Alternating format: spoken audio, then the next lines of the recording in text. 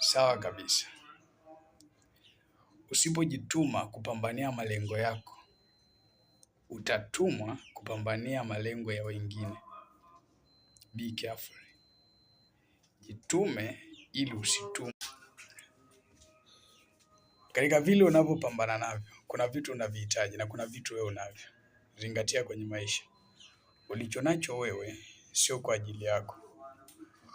Unachokitaka wewe anacho mtu mwingine, na ili upate hicho alichonacho mtu mwingine lazima utoe ulichonacho wewe, ndio utapata cha mwingine. Yaani kilichoko ndani ya mwingine ndio unakihitaji. Kama unachokihitaji ingekuwa ndio hicho ulichonacho wewe, huna haja ya kutafuta kwa sababu unacho. Mtu anasoma kuanzia nasari mpaka chuo kikuu kwa sababu anataka aje apate fedha, sio kwa sababu apate elimu. Hiyo elimu ameshapata. Hiyo elimu asipoitoa kwa wengine hawezi kupata faida ya aina yoyote.